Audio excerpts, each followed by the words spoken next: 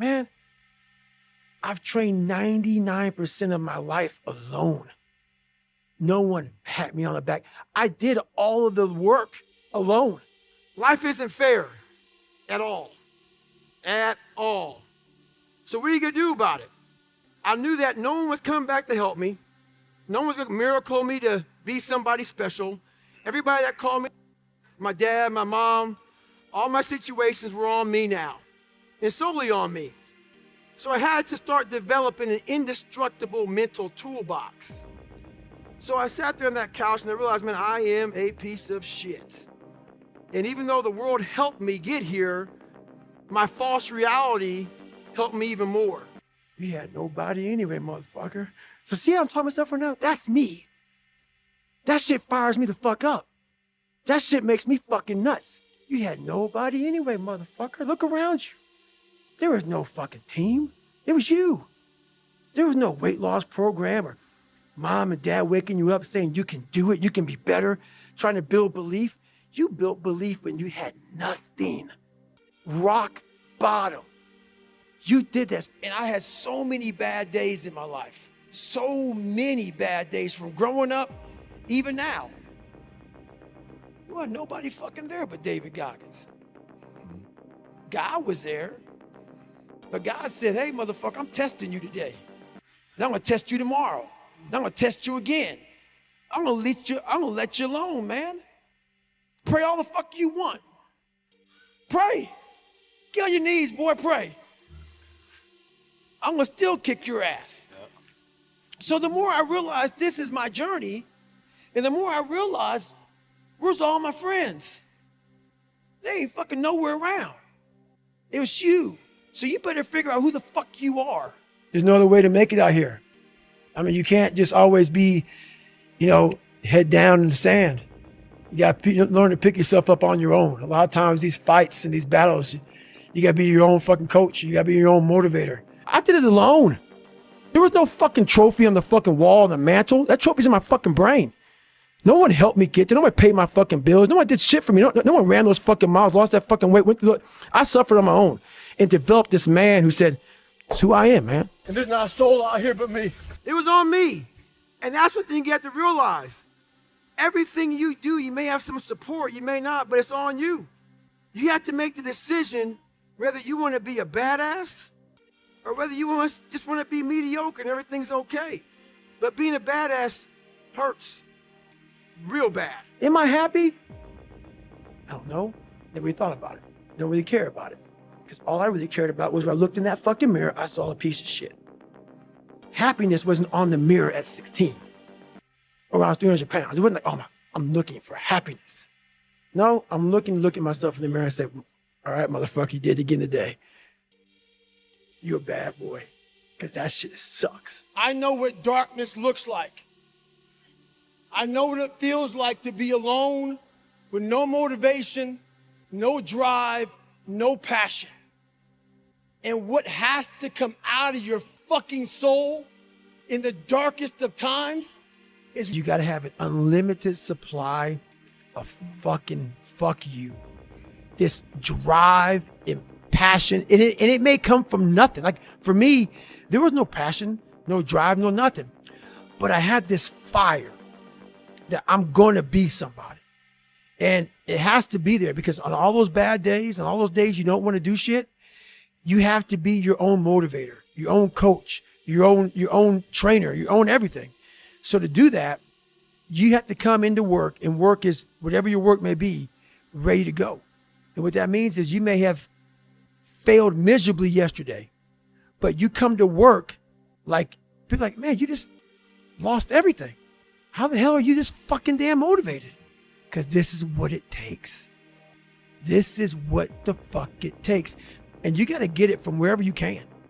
Whether you make up this illusion of your life or this false reality that gets you motivated, whatever gets you motivated, it's got to be here at the tip of your brain at all times.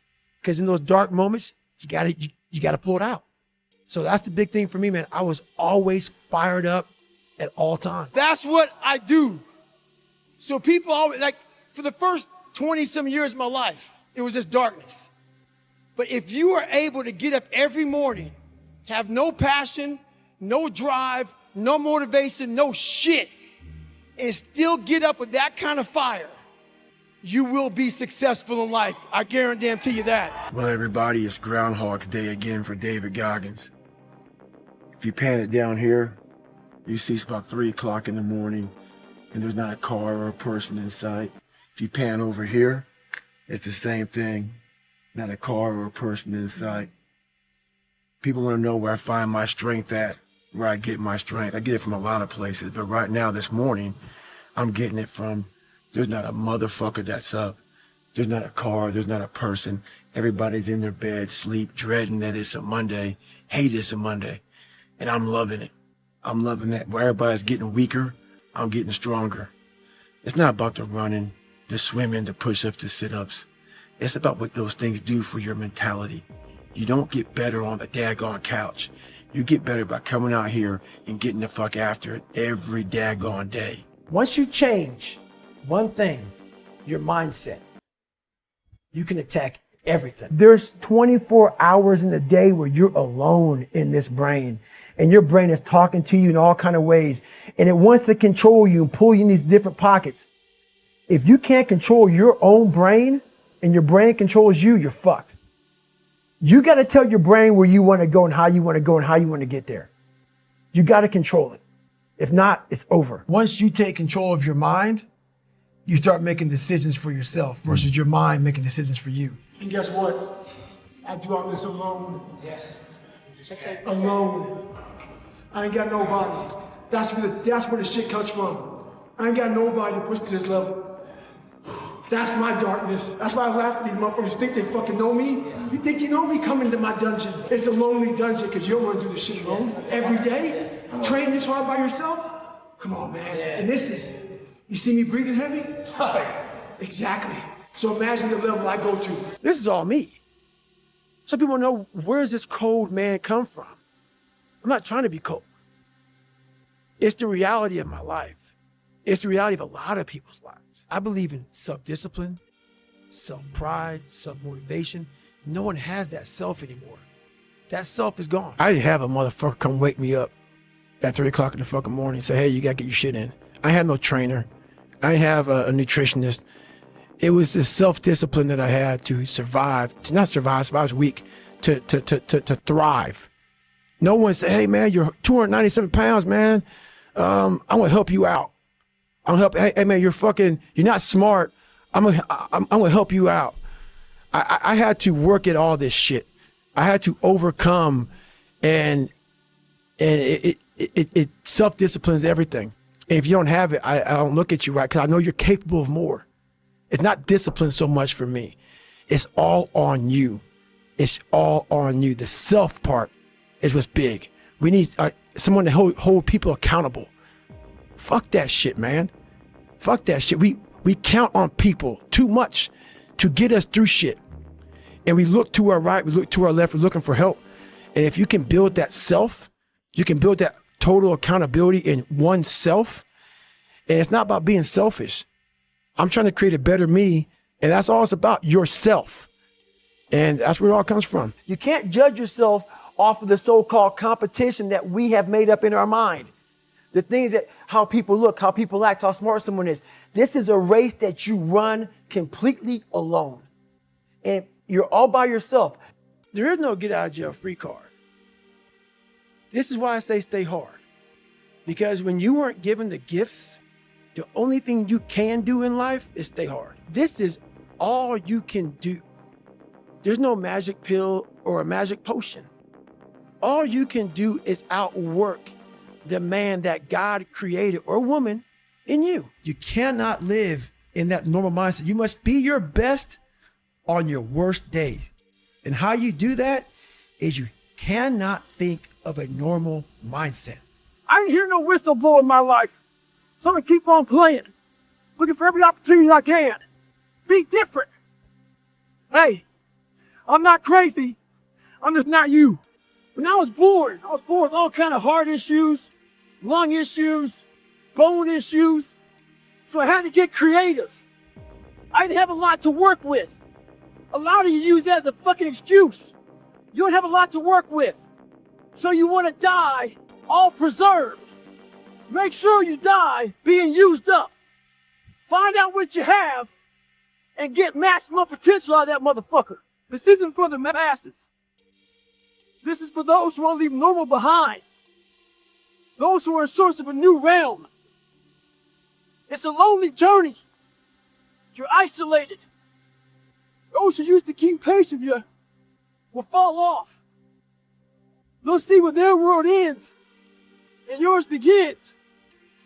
Your ability to suffer, endure, outwork must be greater. You must be willing to extend yourself to the limit with no guarantee of success. Every day, you must ask yourself, did I do enough? You have to struggle. You have to struggle. The bigger the struggle, the bigger the peace. The bigger the suffering, the more peace. You gain knowledge through suffering. And on the other end of suffering is a world that very few have ever seen. It's a beautiful world because that's where you find yourself. Life's about improvise, adapt, and overcome in every situation that's in front of you. A lot of people hate that message that I say continue pushing, continue finding your new 100%, continue finding your best self. If you don't like that message, this is not the place to be. I'm about people trying to find the best they have, not making excuses, overcoming any and all obstacles. So today, I can't run. I can't do much. But you can guarantee one fucking thing. David Goggins got the fuck after. He got the fuck after. I don't give a fuck my knees don't work. I'll find something else that does. Haha, stay hard. Everybody's got a fucking plan so they can hit in the fucking mouth. That's for Mike Tyson. So when your plan fails, when those bullshit fucking laws get too heavy, when you get knocked the fuck down on the fucking canvas, when everything falls apart in your life and your plan is fucked up, what the fuck are you gonna do? There's only one motherfucking option. Stay fucking hard. Don't have a fucking quitting mind. Repetition every day. Stay hard. I don't see failure. I see grit, determination, drive, sacrifice. Failure means you're trying. A whole bunch of people out here never fail because they never try. He said, how do you handle failure, Goggins? I said, I don't look at it as failure. I look at it as my first, second, third attempt. One thing in life that's for sure. The valiant motherfucker always wins. There will always be complications and setbacks before the finish line. We must be ready for them. Ha-ha! Stay hard! I'm going to fail. I'm going to fucking fail. I'm going to fucking fail. I'm going to fucking fail. And I will succeed. Life is one big tug of war. And you don't win that tug of war by pushing the fucking rope. You have to pull that motherfucker. And a lot of times you have to pull yourself through life. This morning, I did not want to get up, so I had to pull my ass out of fucking bed. But guess what? The more and more I got into that run, each fucking step into that run, I started gaining more and more confidence. But to gain that fucking confidence, you have to fucking be willing to pull yourself out of bed, pull yourself out of a funk, pull yourself out of whatever the fuck life is throwing at you to gain that confidence. By the fucking time the run was over, I was like, fuck you, motherfucker. I once again beat your ass. You gotta be willing to find the confidence. Stay in the fight, stay in the war, stay in the battle, armor your mind. I said to myself, who on this fucking earth would still be going right now? You are. You are. You gotta be the hardest motherfucker on the planet. A lot of us out here are pushing real hard, but we're afraid to go to that dark side. In your mind, when you push real hard, you have this door in your mind. And a lot of us don't want to open that door. Once you open that door, you're in a tunnel. It's a dark ass tunnel. And you can't see shit. But there's one thing about being in dark places. If you have the courage to stay in there long enough, your eyes will start to adjust to the darkness. Your body and mind will always adjust to more suffering, to more pain. If you want to push harder, know this. Your mind quits way before your body does. So you have to be willing to go way into that darkness and find more yourself. So today, I decided to try to PR my long run. So the first half of the run, I'm feeling great. My mind is clear, nothing going on. Think about nothing but just my running pace, what I'm doing, my breathing, everything like that. Get to mile 15, I turn around, and the demons start to creep in. That inevitable wall is creeping up on me. When you push so hard, something's about to give. And I start to give. My mind started to break down. I started feeling my legs starting to hurt. I started feeling dehydrated. Started feeling sorry for myself. Started looking around. No one knows I'm fucking out here running. Why don't you go ahead and just stop? Call your girl, have her pick you up. And that's when I feel like a little bitch.